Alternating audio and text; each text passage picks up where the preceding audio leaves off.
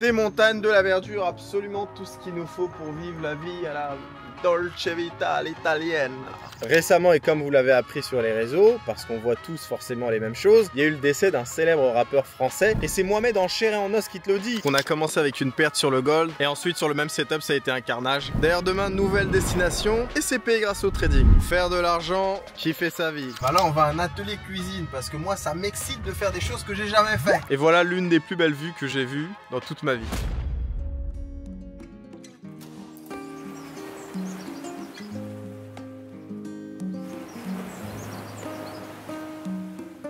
Buongiorno, vous allez passer 24 heures avec moi les gars en Italie. Je suis actuellement à Amalfi sur la côte italienne. Comme tu peux le voir, le décor est totalement dingue. Une eau totalement turquoise, un paysage de dingue, des montagnes, de la verdure, absolument tout ce qu'il nous faut pour vivre la vie à la Dolce Vita à l'italienne. Je te montre un petit peu le décor de l'autre côté. Donc là, on est actuellement, ma femme et moi, dans un hôtel qui a été récemment rénové, qui est totalement incroyable, qui s'appelle Miramalfi. Donc là, il y a plein de chambres ici, il y en a également de ce côté. Et il y en a également juste ici, du coup, sur la vue mer. Je disais à ma femme, c'est un paysage digne d'une demande de noces, d'une demande de mariage. Regardez le cadre totalement époustouflant. Après on va pas se mentir les gars, c'est un véritable périple pour venir ici. Les routes sont en zigzag complet, mais bon on va dire que quand on a ce résultat final lorsqu'on arrive, et bah forcément qu'on en est content. On peut même te lever le matin et cueillir des citrons, les citronniers. Pour ceux qui savent pas, Amalfi c'est la ville un petit peu des citrons et des glaces au citron. Il est actuellement 11h50 du matin. Oui, les vacances c'est pas fait pour se lever en mode militaire, c'est fait pour se reposer les gars. Donc aujourd'hui c'est lundi, c'est l'ouverture des marchés, j'ai eu le temps de bosser 1 à 1h30 et là je commence ce vlog juste maintenant. Programme du jour, vous allez le découvrir avec moi et surtout je vais vous faire visiter un petit peu l'établissement pour voir un petit peu les choses qu'il abrite et que vous soyez inspiré derrière votre écran. Là on a un petit lounge super sympathique où tu peux prendre le petit déjeuner, le déjeuner, on a un bar et toutes ces choses. Là comme vous le voyez, le cadre est totalement époustouflant, il est totalement féerique, on dirait qu'on est en train de vivre dans un rêve. J'ai oublié de vous dire, et je vais le faire en même temps que je vais descendre ces escaliers pour aller au beach club, récemment, pouf, les chemins sont étroits. J'ai passé 5 jours les gars à Milan, en famille, avec les parents de ma femme, où c'était totalement exceptionnel. Je vais vous mettre quelques b-rolls, expérience, shopping, la cuisine italienne, franchement c'était quelque chose. Et c'est vrai qu'à Milan les gars, je voulais pas vlogger, je voulais juste enjoy, profiter de l'expérience, sans caméra, sans DJI, sans casse-tête mentale, juste être en full expérience. Et j'ai tout simplement kiffé. D'ailleurs Milan, ça sera sûrement une ville que je vais refaire plus tard. Cette fois-ci, peut-être que je ferai un vlog là-bas.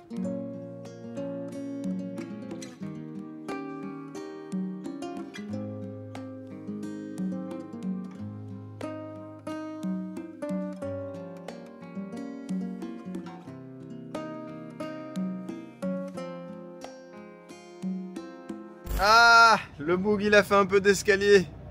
On dirait il a fumé toute sa vie. Bon allez, un peu de sérieux, je voulais vous parler vraiment de sujets importants que j'ai déjà abordés sur Snap mais que j'ai pas encore eu l'occasion d'aborder sur YouTube. Et c'est pour ça que je décide de vous en parler parce que pour moi c'est important. Ce discours que je vais tenir, c'est vraiment le fond de ma pensée, ni plus ni moins. C'est pas un discours moralisateur et j'ai mis mes lunettes parce qu'il fait trop chaud.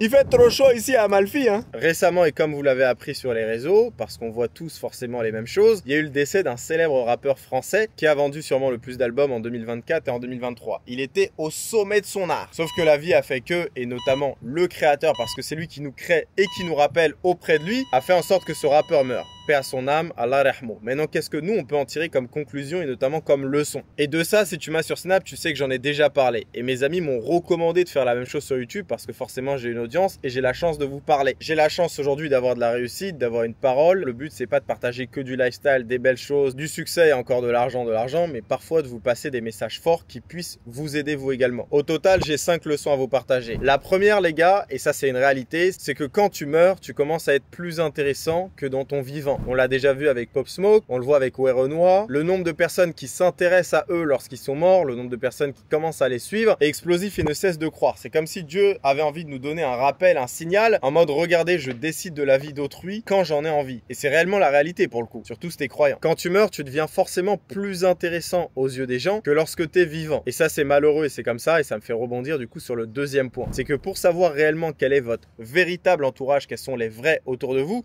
vous devez avoir des situations situations extrêmes qui vont finalement vous montrer qui est qui. Ça va vous paraître fou, mais j'aimerais bien un de ces quatre aller en prison ou même avoir un gros truc. Je sais pas, par exemple, t'es dans le coma ou t'es même diagnostiqué avec un cancer, parce que c'est là où tu vas réellement voir qui de ton entourage, dans tes proches, dans tes amis, dans tes connaissances, sera là et qui le sera pas. Et plus l'épreuve est dure, plus forcément les gens vont disparaître. Parce que c'est facile au début de demander des nouvelles, passer un coup de fil, envoyer une lettre au début. Mais après, qu'est-ce qu'il en est? Ça pousse à cogiter. C'est pour ça que personnellement, moi, quand je voyage, j'essaie toujours d'être autour des gens qui me sont les plus chers. Je suis avec ma femme, je suis avec mon meilleur ami, je suis avec mon associé, je suis avec des gens que je connais depuis longtemps. J'ai pas le temps d'être déçu. Je n'ai pas le temps pour créer des nouvelles relations. Je préfère conserver les miennes et les pérenniser. Troisième leçon que j'en tire, la mort n'arrive pas qu'aux autres. On starifie la mort de certaines stars. Parce qu'elles étaient proches dans notre cœur, on a écouté leur musique, on a écouté leur art et on a partagé leur vie. Mais rappelez-vous que devant Dieu, devant Allah, personne n'est rien. On va juste être jugé par nos bonnes et nos mauvaises actions. C'est pour ça qu'on a deux anges qui notent absolument tout ce qu'on fait dans la vie. Tous les euros gagnés, tous les euros dépensés, est-ce qu'on a fait des bonnes actions, est-ce qu'on a fait des mauvaises et quelle est la balance entre les deux. C'est pour ça, même si je fais des erreurs, je suis extrêmement croyant.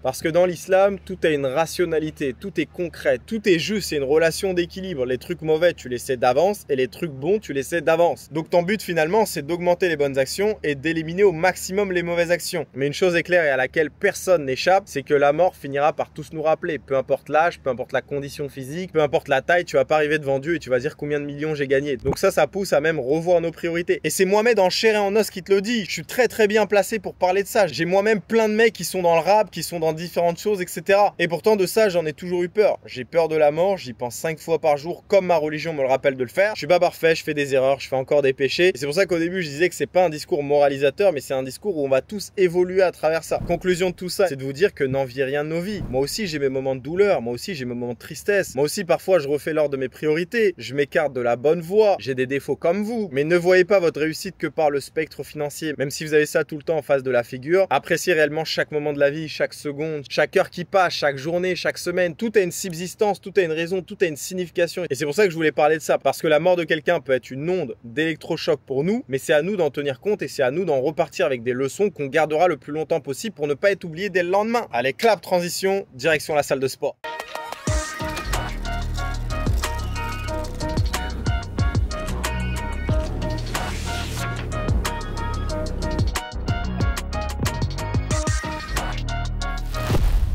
Quand tu t'entraînes avec cette vue-là, c'est vraiment que tu as réussi ta vie.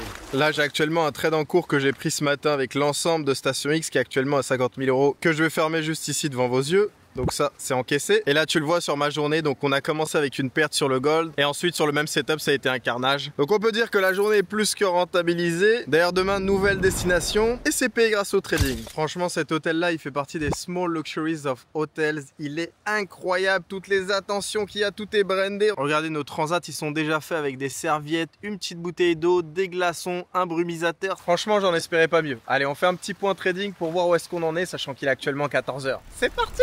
Je suis ce que je vous donne. Quand je perds, on perd ensemble. Quand on gagne ensemble. Et on va dire qu'aujourd'hui, c'est plutôt une journée victorieuse. Tout ça, ce n'est pas de l'eau, les gars. C'est du travail d'experts. Les entrées, les sorties. Quand vous rejoignez Station X, je vous donne également un portail éducatif de plus de 10 heures de formation. Bref, vous avez absolument tout pour réussir à mes côtés. Et pour bénéficier de mes idées de trading, de ma formation, ainsi que des conseils, d'un support technique 24/24, vous avez également accès en toute transparence à un tracker de performance. Je vous invite à cliquer sur le lien dans la description. On est déjà plus de 31 000 abonnés dans mon canal en l'espace de 2 mois. Et c'est là-bas que ça se passe.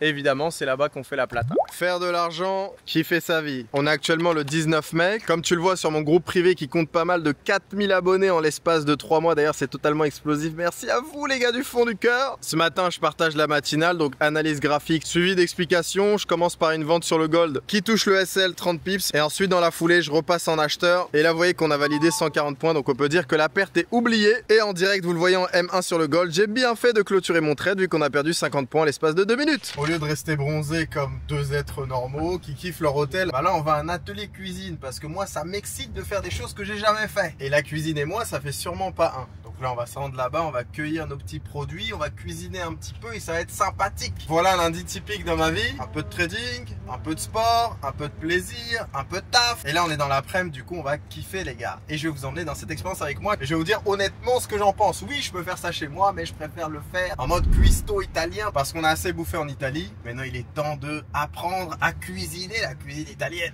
Allez, ciao ciao, à tout à l'heure. L'expérience commence bien. Pour monter dans le potager, encore des escaliers, Encore et encore parce qu'il y en a pas assez. Je vais me retrouver en haut, frérot, avec un poumon en moins.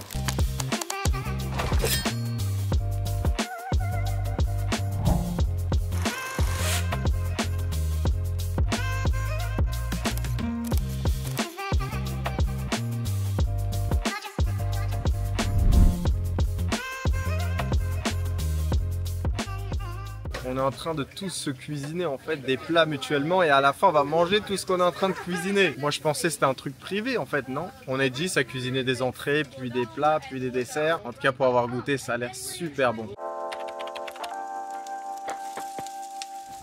Franchement, si je peux donner mon avis, l'expérience culinaire, les gars, c'était quelque chose à faire et surtout c'était quelque chose à expérimenter et c'était bueno. Donc la note que je donnerais, c'est un 8,5 sur 10. Seul bémol, t'es en groupe, même si les gens payent quand même un billet. Second bémol, c'est un petit peu trop long pour moi. Ça a quand même duré 4 heures pour faire quelques entrées, surtout des gnocchis à la sauce tomate. Mais bon, on va dire que c'est un petit peu une expérience qui change de ce que j'ai l'habitude de faire et c'est pour ça que j'ai kiffé. Maintenant, il fait quasi nuit, donc je vais vous faire un petit room tour sympathique de là où je séjourne pendant que je suis à Amalfi. Et c'est parti!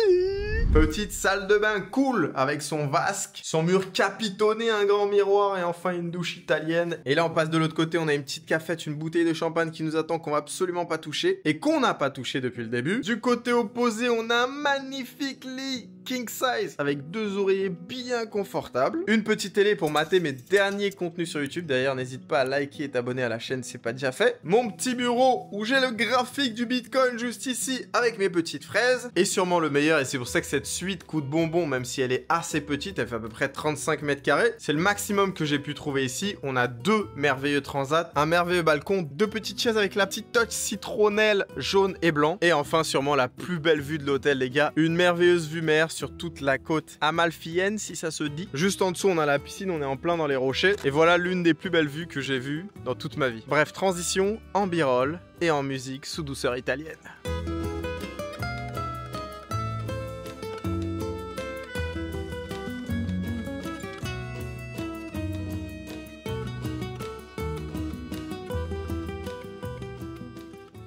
Bon, il est le soir, on est sorti un petit peu en ville, donc là vous voyez un petit peu le centre d'Amalfi et je vais vous mettre quelques plans comme ça, vous pouvez voir un petit peu ça ressemble à quoi. L'un des endroits sûrement le plus beau, et nous on est à 2 minutes en voiture d'ici, c'est ça, regardez à ma droite la magnifique cathédrale en plein milieu de la ville, et dites-vous que derrière il y a des montagnes incroyables. Bref, cette ville je recommande, mais bon, on va dire pas plus de 2-3 jours, sinon vous allez tout simplement vous faire chier.